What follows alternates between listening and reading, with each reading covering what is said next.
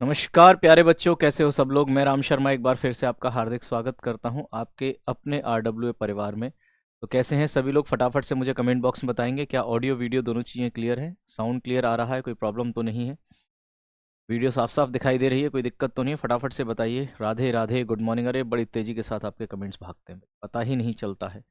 चलिए, तो audio video दोनों चीज़ें क्लियर है तो फिर हम आगे की बातें शुरू करते हैं।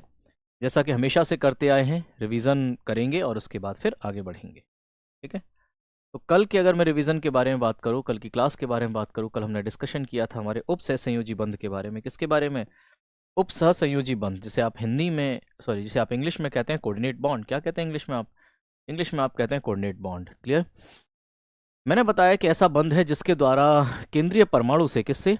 केंद्रीय परमाणु से किसी अन्य परमाणु को आवश्यक एक या दो इलेक्ट्रॉन का पूरी तरह से दान कर दिया जाता है, उसे आप उपसंयोजी बंध कह देते हैं। ठीक है।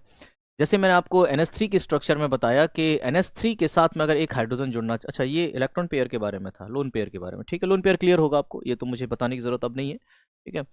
तो अगर NH3 के साथ में एक हाइड्रोजन और जोड़ा जाए, अमोनियम आयन बना जाए, तो हाइड्रोजन के पास कुछ भी नहीं होता, H+ के पास कुछ भी नहीं होता, ये अकेला होता है, खाली होता है। और ये मांगता है किसी से, इससे अमोनिया से, अमोनिया के नाइट्रोजन से एक इलेक्ट्रॉन पेयर मांगता है कि मुझे एक इलेक्ट्रॉन पेयर दे दो। तो नाइट्रोजन अपने एक इलेक्ट्रॉन पेयर को इसे कोऑर्डिनेट बॉन्ड द्वारा दे देता है। ठीक है, यहाँ तक बात क्लियर हो गई होगी। ठीक है। फिर ये मैंने आपको एरो भी बता दिया था, पूरा एरो बन रहा है तो दो इलेक्ट्रॉन, सिंगल एरो बन रहा है, आधा एरो बन रहा है तो एक इलेक्ट्रॉन। लोन पेयर आपने क्लियर कर लिया होगा। ठीक है। ये दाता और ग्राही से इसका जो है डायरेक्शन होती है। HCl की स्ट्रक्चर में आप किस तरह से बना सकते हैं ये मैंने आपको बता दिया था, लोन पेयर कैसे आप दिखा सकते हैं। ठीक है। H2O में लोन पेयर आप कैसे दिखा सकते हैं। उपसह संयोजी बंध के अन्य उदाहरण मैंने SO2 आपको लिखवाया। ठीक है। SO2 की स्ट्रक्चर आपने बना ली थी। उसके बाद हमने NH3BF3 की स्ट्रक्चर बनाई, अमोनिया बोरॉन ट्राइफ्लोराइड आपस में मिलाकर हमने बनाई। तो ये उपसह संयोजी बंध यहाँ पर अमोनिया और बोरॉन ट्राइफ्लोराइड के बीच में बन रहा है, ये हमने डिस्कस कर लिया था। ओलियम की संरचना मैंने आपको होमवर्क में दी थी। यहाँ तक की बातें आपको क्लियर है या नहीं, आप फटाफट से बताइए। ओलियम की संरचना आप लोगों ने बनाकर कुछ लोगों ने दी थी और कुछ की सही थी लेकिन काफ़ी लोगों की गलत भी थी। ठीक है। कोऑर्डिनेट कंपाउंड्स को ब्रैकेट में लिखते हैं, हाँ बिल्कुल ब्रैकेट बना देते हैं कोऑर्डिनेट कंपाउंड्स के ऊपर, क्यों नहीं, बिल्कुल बना देते हैं। कोऑर्डिनेट केमिस्ट्री पढ़ते हैं आप 12th क्लास में पूरा डिटेल में। गुड मॉर्निंग, गुड मॉर्निंग सभी को, गुड मॉर्निंग सभी का स्वागत है। आप फटाफट से मुझे बता दीजिए यहाँ तक की बातें क्लियर हैं, थंब इंप्रेशन दे दीजिए, फिर मैं आगे बढ़ता हूँ। आपने ये ओलियम की स्ट्रक्चर बना ली होगी, मैं तो यही उम्मीद करता हूँ कि आपने ओलियम की स्ट्रक्चर बना ली होगी। नहीं बनाई है तो हम डिस्कस करेंगे ही करेंगे अभी। हम्म। गुड मॉर्निंग, गुड मॉर्निंग, बहुत बहुत स्वागत है सभी का, good morning to all of you. ठीक है जी। चलिए, तो ओलियम की संरचना बना लेते हैं, फिर ओलियम की संरचना बना के आगे बढ़ेंगे। ओलियम क्या होता है? ओलियम, ओलियम का फॉर्मूला है H2S2O7। क्या है? H2S2O7। आप इसे हिंदी में एक नाम और देते हैं, आप इसे कहते हैं सधूम। क्या कहते हैं आप? सधूम सल्फ्यूरिक अम्ल। सधूम सल्फ्यूरिक अम्ल। ठीक है। बनाएं इसकी संरचना, देखते हैं इसकी संरचना कैसे बनेगी फटाफट से।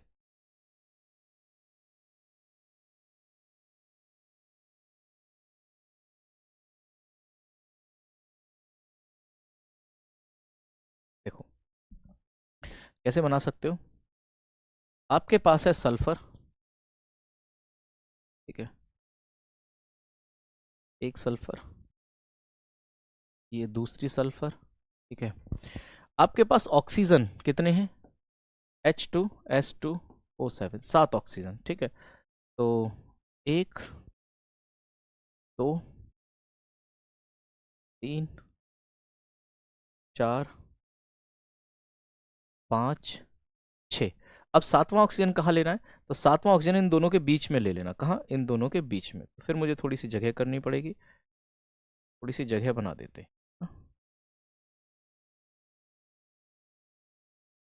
सल्फर, सल्फर हो गया ऑक्सीजन। ठीक है। Oxygen, oxygen, oxygen, oxygen. सबके नंबर, अच्छा हाइड्रोजन भी हैं, तो हाइड्रोजन कहाँ है? एक हाइड्रोजन यहाँ लिख दो इस ऑक्सीजन के साथ में, एक हाइड्रोजन यहाँ लिख दो इस ऑक्सीजन के साथ में। ठीक है जी। चलो नंबर ऑफ इलेक्ट्रॉन्स लिख देते हैं सबके, किसके पास कितने हैं।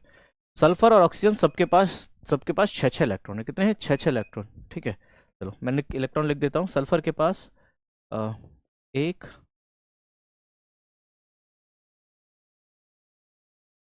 एक, दो, तीन, चार, पाँच, छः। एक, दो, तीन, चार, पाँच, छः। ऑक्सीजन के पास भी है ना, सल्फर के पास एक, दो, तीन, चार, पाँच, छः। इसके पास एक, दो, तीन, पाँच, छः। के पास हाइड्रोजन के पास एक, लिख देंगे यहाँ पर। एक, दो, तीन, चार, पाँच, छः। एक, दो, तीन, चार, पाँच, छः। ठीक है, इस ऑक्सीजन के पास एक, दो, तीन, चार, पाँच, छः। एक, दो, तीन, चार, पाँच, छः। ठीक है जी, ऑक्सीजन के हो गए, इसका रह गया एक, दो, तीन, चार, पाँच, छः। अब हाइड्रोजन के आ जाओ। तो इस हाइड्रोजन का एक और इस हाइड्रोजन का भी एक। चलो बॉन्ड बनाना शुरू करते हैं। ये ऑक्सीजन इस हाइड्रोजन के साथ एक बॉन्ड बना लेगी और ये ऑक्सीजन भी इस हाइड्रोजन के साथ एक बॉन्ड बना लेगी। बना लिया? ध्यान से देखते जाइएगा। बना लिया? ठीक है, तो इस ऑक्सीजन का एक बॉन्ड बन गया, इस ऑक्सीजन का एक बॉन्ड बन गया। तो अब इसे केवल एक इलेक्ट्रॉन की जरूरत है, तो एक इसने यहाँ पर सल्फर के साथ बना लिया, इसने एक इस सल्फर के साथ बना लिया। ठीक है जी, अब देखो किस किस के कितने कितने इलेक्ट्रॉन हो गए, ये और देख लेते हैं फटाफट से। ठीक है, ये और देख लेते हैं फटाफट से। इस हाइड्रोजन के हो गए 2 इलेक्ट्रॉन। कितने हो गए? इस हाइड्रोजन के हो गए 2 इलेक्ट्रॉन। ठीक है, इस हाइड्रोजन के भी हो गए 2 इलेक्ट्रॉन। इस ऑक्सीजन के कितने हो गए? इस ऑक्सीजन के हो गए 8 इलेक्ट्रॉन। ठीक, और इस ऑक्सीजन के भी कितने हो गए? इस ऑक्सीजन के हो गए 8 इलेक्ट्रॉन। ठीक है जी,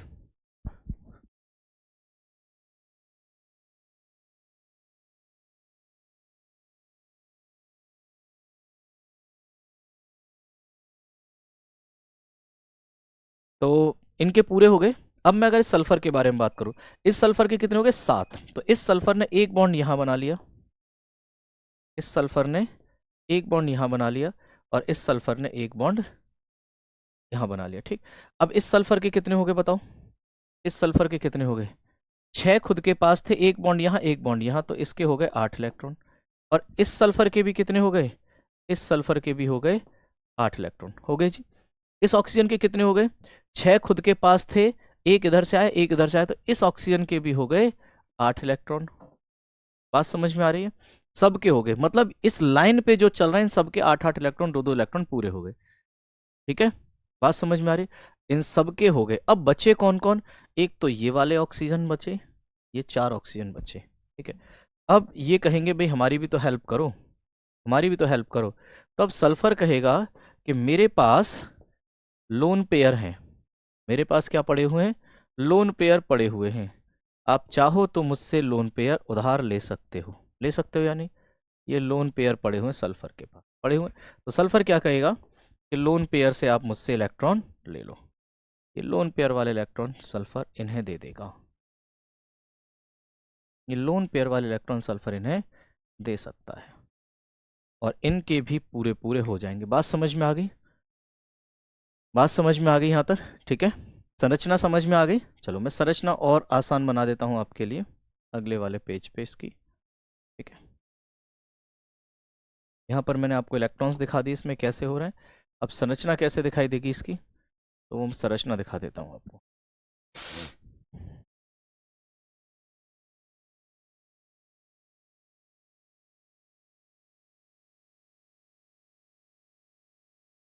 देखो संरचना कैसे दिखाई देगी। Sulphur, oxygen, sulphur. ठीक, यहाँ पर या तो OH लिख दो या केवल या O और H दोनों बॉन्ड अलग अलग करके बना दो OH। ठीक है, इस सल्फर से, इस सल्फर से coordinate bond oxygen, coordinate bond oxygen, coordinate bond oxygen, coordinate bond oxygen. बात समझ में आ गई? S2 H2O7, 1 2 3 4 5 6 7, 7 ऑक्सीजन हो गए। ये बन गया H2S2O7 सधूम सल्फ्यूरिक अम्ल या ओलियम जिसे आप कहते हैं। कई बार बुक्स में जो है, मैं आपको बता देता हूँ गड़बड़ बच्चों को कहाँ लगती है। ये जो सल्फर और ऑक्सीजन है इनके बीच में आपको डबल बॉन्ड लिखे हुए मिल जाते हैं। कई बार क्या लिखे हुए मिल जाते हैं? डबल बॉन्ड लिखे हुए मिल जाते हैं। नहीं, ऐसा नहीं करना, आपको डबल बॉन्ड नहीं लगाना है, क्योंकि अगर आपने यहाँ पर डबल बॉन्ड लगा दिया तो इस सल्फर के ऑक्टेट में बहुत सारे इलेक्ट्रॉन हो जाएंगे। इस सल्फर का ऑक्टेट एक्सटेंड कर जाएगा, बहुत सारे इलेक्ट्रॉन हो जाएंगे, भर जाएगा पूरा। ये क्या हो जाएगा? भर जाएगा। ऐसा नहीं होता है, तो आपको डबल बॉन्ड नहीं लगाना है। जब हमारे पास कोऑर्डिनेट बॉन्ड की सुविधा है, जब हमारे पास कोऑर्डिनेट बॉन्ड की सुविधा है, तो हम क्यों डबल बॉन्ड लगाने लगे भाई? हम क्यों डबल बॉन्ड लगाने लगे? ठीक है, मैं दिखा देता हूँ कैसे लिखा हुआ मिल जाता है आपको। बुक्स में मिल जाता है, कई बार नेट पे सर्च करोगे तो वहाँ भी मिल जाएगा। सल्फर, ऑक्सीजन, सल्फर, यहाँ OH, यहाँ OH, और ये जो ऑक्सीजन है, ये ऐसे करके डबल बॉन्ड से दिखा देते हैं। ऐसे करके डबल बॉन्ड से दिखा देते हैं। अगर ऐसे डबल बॉन्ड से दिखाया तो क्या ये सही है संरचना? नहीं, ये संरचना बिल्कुल भी सही नहीं है। ये ऑक्टेट नियम का पालन नहीं कर रही है। क्या? ऑक्टेट नियम का पालन नहीं कर रही है। ठीक है जी, चलिए बात समझ में आ गई। हाँ, सभी को राम राम भैया। तबीयत थोड़ी सी हाँ नासाज ही है, कोई बात नहीं, लेकिन बात तो करनी है। ज़्यादा दिक्कत होगी तो मैं छोड़ दूंगा क्लास, बता दूंगा आप लोगों को, दैट्स नॉट एनी इशू। अभी तक तो डबल बॉन्ड ही बनाते थे। देखो, डबल बॉन्ड तब बनाएगा जब इलेक्ट्रॉन की कमी हो रही है। इलेक्ट्रॉन की कमी तो हो ही नहीं रही ना। सल्फर के पास, मेरे को एक बात बताओ, सल्फर के पास 6 खुद के पास इलेक्ट्रॉन है और 2 ये शेयर कर लेगा तो टोटल 8 हो जाएंगे ना। 2 शेयर कर लेगा, 6 खुद के पास 8 हो जाएंगे। लेकिन अगर ये शेयर करेगा कितने, देखो यहाँ पर शेयर कितने कर रहा है। अगर मैं इसमें आपको शेयरिंग दिखाऊं तो इसमें कितने इलेक्ट्रॉन की शेयरिंग हो रही है पता है आपको? 1 2 3 4 5 6, 6 इलेक्ट्रॉन की शेयरिंग हो रही है। अब बताओ, 6 खुद के पास 6 की शेयरिंग हो रही है, तो इस कंडीशन में, डबल बॉन्ड वाली कंडीशन में, सल्फर के लास्ट ऑर्बिट में कितने इलेक्ट्रॉन हो जाएंगे? 12 हो जाएंगे ना। और 12 होना गलत बात है। 12 होना गलत बात है। यहां पर भी अगर लिखोगे तो कितने हो जाएंगे? 1 2 3 4 5 6, 6 शेयर हो रहे हैं और 6 खुद के पास थे, तो कितने हो रहे हैं? 12 हो रहे हैं ना। 12 नहीं होने चाहिए, 12 होना गलत बात है। बात समझ में आ गई? इसीलिए हम इसकी स्ट्रक्चर ऐसे नहीं बना सकते। This structure is very right, this is very right, वहां वो स्ट्रक्चर ठीक नहीं है। बात समझ में आ गई? क्या आप लोग मेरी बात से सहमत हैं? सहमत हैं आप लोग मेरी बात से? फटाफट से बताइए। चलिए, सहमत होना पड़ेगा ना, होना पड़ेगा। तो ये कहानी आज की यहाँ पर होमवर्क की कंप्लीट होती है। अब बात शुरू करते हैं सहसंयोजी, आयनिक और उपसहसंयोजी यौगिकों के गुण, properties of covalent ionic and coordinate compounds. ठीक है, बात समझ में आ रही है? अब इनकी प्रॉपर्टीज, अच्छा सबसे पहले मैं आपसे पूछूं कि सहसंयोजी यौगिक क्या होते हैं, तो मैं पहले इनके बारे में लिख देता हूँ, कई बार बच्चों को यही नहीं पता होता है। सहसंयोजी यौगिक क्या होते हैं? तो वे यौगिक जिनमें जिनमें सहसंयोजी जिनमें सहसंयोजी बंध पाए जाते हैं, बंध पाए जाते हैं, सहसंयोजी यौगिक कहलाते हैं। पाए जाते हैं क्या कहलाते हैं? सहसंयोजी यौगिक कहलाते हैं।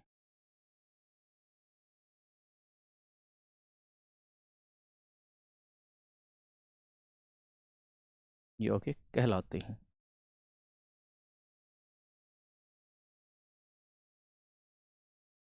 सहसंयोजी यौगिक कहलाते हैं। फॉर एग्जाम्पल, अगर मैं कहूँ सहसंयोजी यौगिक के एग्जाम्पल बताओ, तो बहुत सारे एग्जाम्पल हैं आपके पास। जैसे आपने बनाया मीथेन, आपने बनाया ईथेन, आपने बनाया H2O। ठीक है, ये सब क्या है? सहसंयोजी के एग्जाम्पल है। ठीक है, दूसरा, वे यौगिक जिनमें जिनमें आयनिक बंध पाए जाते हैं। क्या पाए जाते हैं? आयनिक बंध पाए जाते हैं।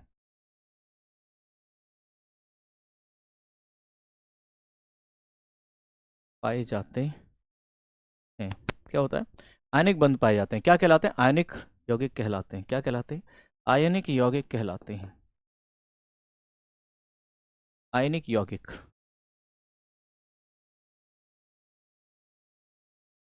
यौगिक कहलाते हैं। Ionic compounds. आयनिक कंपाउंड्स के एग्जांपल अगर मैं आपके सामने लिखूं, आयनिक यौगिक कौन से हैं जिनमें आयनिक बंध है? ठीक है, कौन से? अगर मैं आपसे कहूं NaCl, आयनिक यौगिक है। मैं आपसे कहूं KCl, आयनिक यौगिक है। आपसे कहूं CaCl2, आयनिक यौगिक है। आपसे कहूं MgO, आयनिक यौगिक है। तो बहुत सारे आयनिक यौगिक आपके पास होते हैं। यहाँ तक की बात समझ में आ गई? ये दोनों पॉइंट आपको बिल्कुल क्लियर है? फटाफट से बताओ सर, कमेंट्स थोड़े बड़े कर दो। हम्म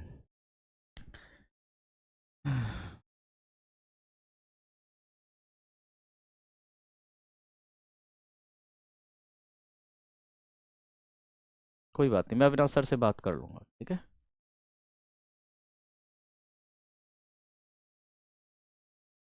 व्हाट्सएप और टेलीग्राम पे कोर्स बेचा जा रहा है, उस पर RW का सारा कोर्स अवेलेबल है। अच्छा जी, ऐसा पॉसिबल है? इसे आप शिवम राज जी, आप अपना नंबर लिख दीजिए कमेंट में, इस पर एक्शन लिया जाएगा। अपना नंबर लिख दीजिए शिवम राज जी, ठीक है। सॉरी, ऋषभ राज। हाँ, ऋषभ राज जी,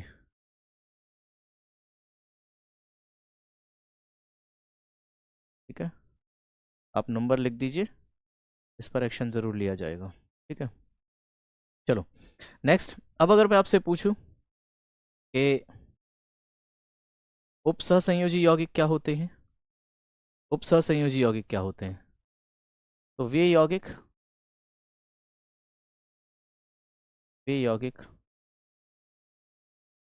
जिनमें उपसहसंयोजी उपसहसंयोजी उपसहसंयोजी बंध पाए जाते हैं, बंध पाए जाते हैं, क्या कहलाते हैं? उपसहसंयोजी यौगिक कहलाते हैं।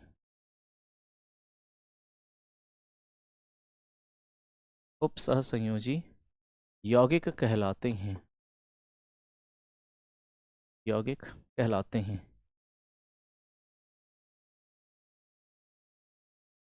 क्या कहलाते हैं? उपसहसंयोजी यौगिक कहलाते हैं। बात समझ में आ गई? मेरे दोस्त ने 100 रुपये में लिया है टेलीग्राम ऑल बैच। ये सर भेज दीजिए ज़रा मैनेजमेंट के पास में, ठीक है। फॉर एग्जाम्पल, उपसर्ग संयोजी के एग्जाम्पल क्या लिखोगे? बहुत सारे हैं, ठीक है। उपसर्ग संयोजी के लिए जैसे हमने NH4+ बनाया था, ठीक है। हमने NH3BF3 बनाया था। और जब आप कोऑर्डिनेशन केमिस्ट्री पढ़ते हो तो वहाँ पर और कुछ कंपाउंड बना, जैसे K4FeCN6, ठीक है। बात समझ में आई?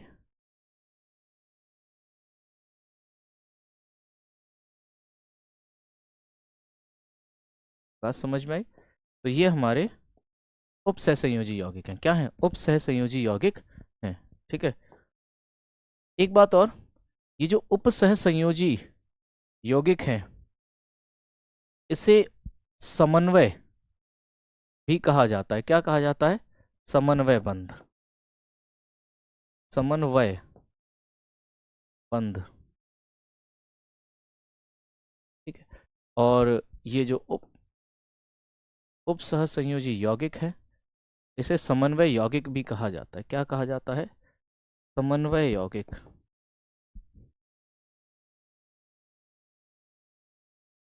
क्या कहा जाता है? समन्वय यौगिक, ठीक है। क्या यहाँ तक की सारी बातें आपको वेल क्लियर्ड हैं? ठीक है। अगर वेल क्लियर्ड हैं तो फिर हम आगे जाके बात करते हैं इनके गुणों के बारे में, इनकी प्रॉपर्टीज के बारे में बात करते हैं। फटाफट से थंब इंप्रेशन देकर बताइए कि सारी चीजें क्लियर हैं आपको। तेज बोलिए, वॉइस क्लियर नहीं है, वॉइस थोड़ी सी बढ़ा दीजिए सर जरा।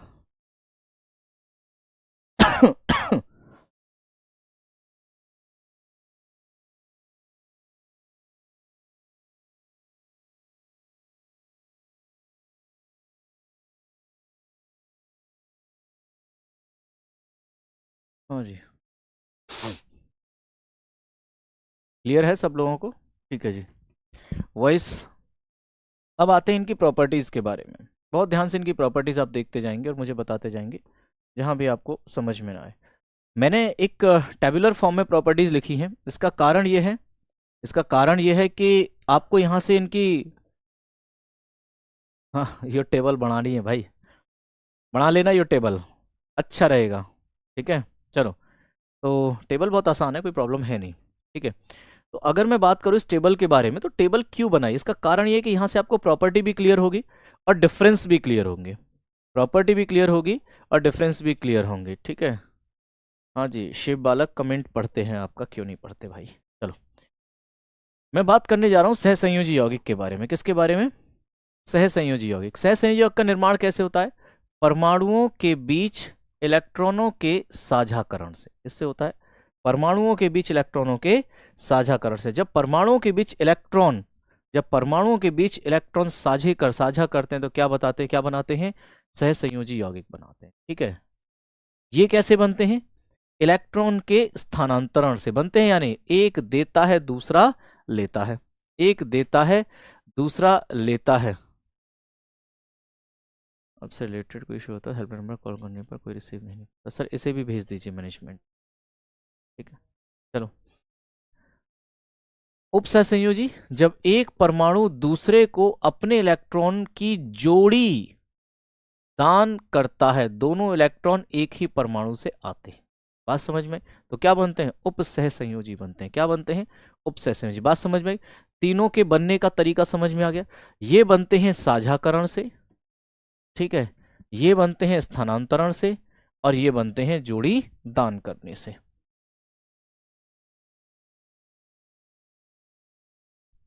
ठीक है, समझ में आ गया होगा। नेक्स्ट, अब बात करूं इनके स्वरूप के बारे में, कैसे होते हैं, सॉलिड लिक्विड गैस कैसे होते हैं।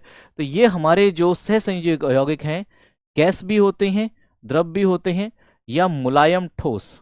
ठीक है, मतलब तीनों स्टेट में पाए जाते हैं। सॉलिड लिक्विड गैस तीनों में ही पाए जाते हैं। ठीक है, हाँ बिल्कुल, क्वेश्चन बनता है, क्यों नहीं बनता भाई साहब? कोई पूछ रहा क्वेश्चन बनता है क्या? बिल्कुल बनता है। ठीक है, सॉलिड लिक्विड गैस तीनों में पाए जाते हैं।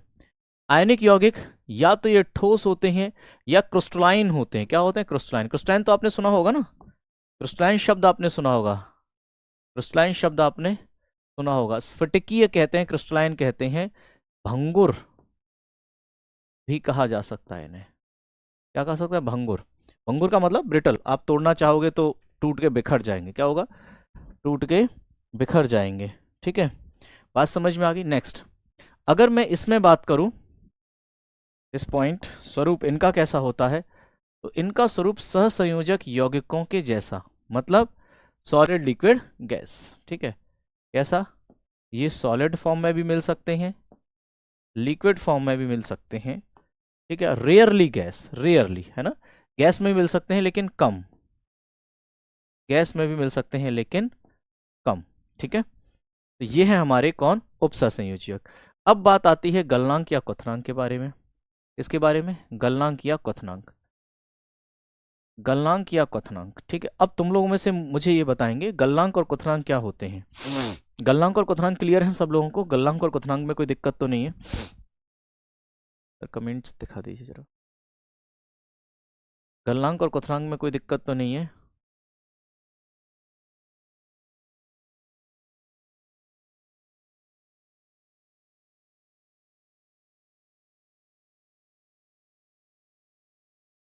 सर सभी का क्लास है टेलीग्राम पर, मैं भी देखा हूँ, सोचा RWA की तरफ से सभी कुछ बोला नहीं।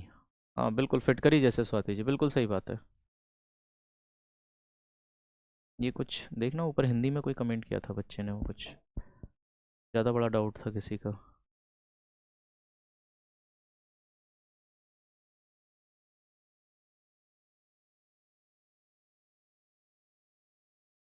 ठीक है जी, करेंगे आपका भी समाधान। गलनांक और क्वथनांक क्या होते हैं ये तो बताओ। गलनांक और क्वथनांक क्या होते हैं? गलनांक का मतलब होता है जिस टेम्परेचर पर कोई भी सॉलिड गल जाता है, गलना शुरू होता है, ठीक है। और क्वथनांक जिस टेम्परेचर पर कोई लिक्विड उबलना शुरू हो जाता है वो क्वथनांक है, ठीक है जी। तो इनके गलनांक और क्वथनांक कम होंगे ज्यादा, तो इनके गलनांक और क्वथनांक कम होते हैं। इनके गलनांक और क्वथनांक कम होते हैं। क्यों होते हैं कम? क्योंकि अणुओं के बीच बल कमजोर होते हैं। क्योंकि अणुओं के बीच बल कमजोर होते हैं, कमजोर बल के साथ जुड़े हुए हैं, तो आसानी से ये बंध टूट जाएंगे, बल टूट जाएंगे, और ये गल भी जाएंगे आसानी से, और गलने के बाद उबल भी जाएंगे आसानी से, ठीक है जी। यहां पर गलनांक और क्वथनांक बहुत ज्यादा होते हैं, अधिक होते हैं। क्यों? क्योंकि इनके बीच में जो बल है वो स्थिर वैद्युत बल है, स्ट्रॉन्ग अट्रैक्शन फोर्स है, मजबूत बल हैं। कैसे हैं? मजबूत बल है, आसानी से टूटते नहीं है, आसानी से टूटते नहीं है। बात समझ में आ गई? ठीक है। और इनके बारे में बात करूं तो इनके गलनांक और क्वथनांक इंटरमीडिएट होते हैं, ना बहुत ज्यादा होते हैं ना बहुत कम होते हैं, ना बहुत ज्यादा होते हैं ना ही बहुत कम होते हैं, ठीक है। तो सबसे ज्यादा किसके होते हैं गलनांक क्वथनांक? अगर तुमसे कोई पूछे तो सबसे ज्यादा होते हैं हमारे आयनिक यौगिकों के।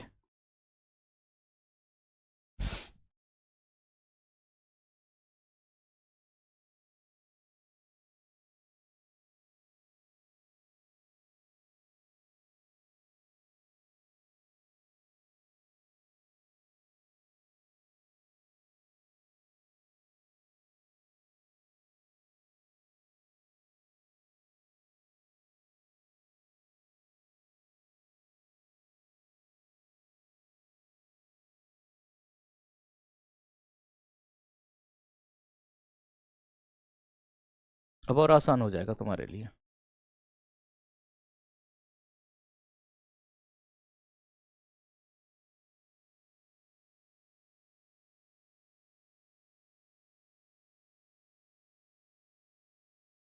ठीक है, चलो आते हैं वापस लौट के।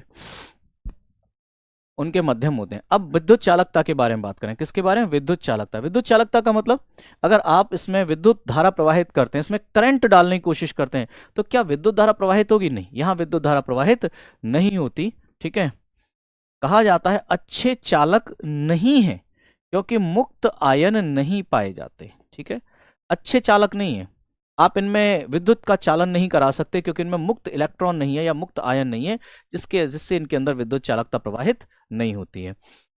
इनमें ठोस अवस्था में तो ये चालक नहीं है, लेकिन अगर इनमें पानी डाल दिया जाए, पिघली हुई अवस्था या द्रवीय अवस्था बना दिया जाए, तो इनमें विद्युत का चालन बड़े अच्छे से होने लग जाता है। जैसे नमक है, सूखे नमक में अगर आप विद्युत का चालन कराना चाहेंगे तो नहीं होगा, लेकिन उसी नमक में आप थोड़ा पानी डाल दो, फिर विद्युत का चालन कराओ, देखो कितना अच्छा होगा। बात समझ में आई? तो विद्युत का चालन होता है इनमें किसमें?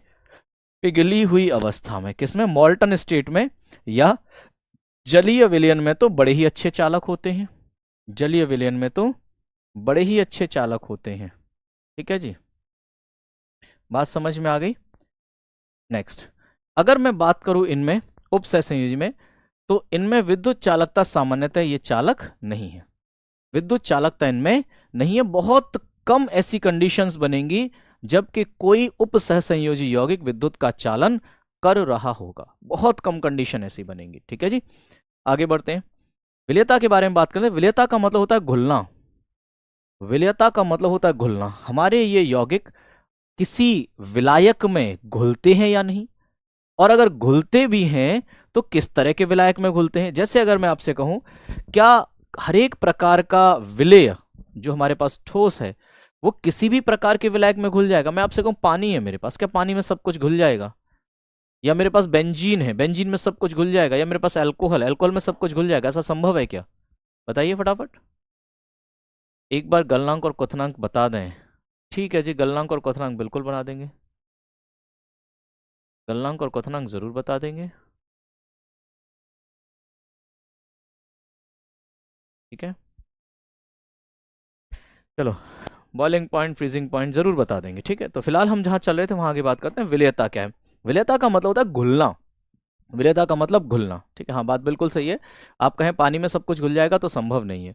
आप कहें कि जो है अल्कोहल में सब कुछ घुल जाएगा, संभव नहीं है। ठीक है, तो देखो विलेयता के बारे में बात करूं तो इनकी विलेयता अध्रुवीय विलायकों, अध्रुवीय विलायकों जैसे बेंजीन, कार्बन टेट्राक्लोराइड में ये घुल जाते हैं। ये इंपॉर्टेंट पॉइंट है, मैं इस पॉइंट को 5 स्टार लगाऊंगा, मैं इस पॉइंट को 5 स्टार लगाऊंगा, क्योंकि यहां से क्वेश्चन बहुत अच्छा बनेगा। ठीक है, यहां से क्वेश्चन बहुत अच्छा बनेगा। ठीक है, मैं स्टार लगाऊंगा इसे। आपको विलेयता याद रखनी है, इसकी बहुत इंपॉर्टेंट है विलेयता तो। और बच्चे पूछते हैं सर इसमें से क्वेश्चन आएगा नहीं आएगा। तुम पता है क्या करते हो, ज्यादातर तुम ये सोचते हो कि एमसीक्यूज, और यहां से तो एमसीक्यू बहुत आसान बनेगा, तो फिर यहां से एमसीक्यू बनने का क्या चांस है भाई।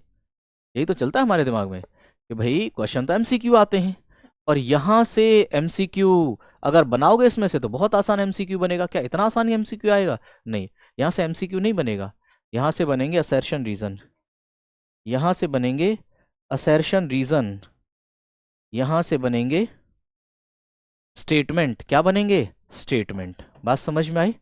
चलिए बात करते हैं। तो अध्रुवीय विलायकों जैसे बेंजीन CCl4 में ये घुलनशील है।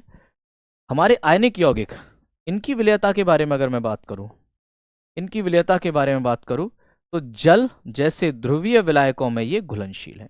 जल क्या होता है? ध्रुवीय विलायक होता है। क्या होता है? ध्रुवीय विलायक होता है। और जल जैसे ध्रुवीय विलायक में ये घुलनशील होते हैं। क्या होते हैं ये? घुलनशील होते हैं। बात समझ में? अब मैं आपसे पूछना चाहूंगा ध्रुवीय और अध्रुवीय विलायक क्या होता है। मैं अगले पेज पर आप लोगों से ध्रुवीय और अध्रुवीय विलायक पूछना चाहूंगा जरूर। ध्रुवीय और अध्रुवीय विलायक पूछना चाहूंगा। ध्रुवीय विलायक और दूसरा अध्रुवीय विलायक।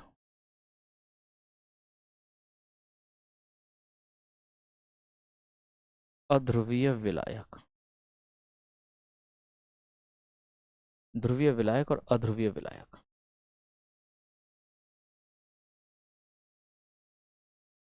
बताओगे फटाफट से? पहले आप मुझे ध्रुवीय विलायक बताओगे क्या होता है किसी के पास आंसर? ध्रुवीय विलायक क्या होता है? सर ये थोड़े से कमेंट्स दिखाइएगा। हम्म,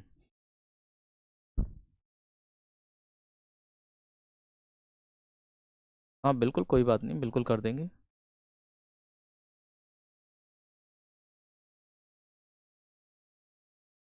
CCl4 क्लोरोफॉर्म भी नहीं, CCl4 कार्बन टेट्राक्लोराइड होता है। क्लोरोफॉर्म CHCl3 होता है। क्लोरोफॉर्म CHCl3 होता है। जिनमें विलायक आसानी से घुल जाए, ध्रुवीय जिसमें आयन पाए जाते हैं। बिल्कुल, ध्रुवीय विलायक क्या होता है? ध्रुवीय विलायक क्या होता है? जिसमें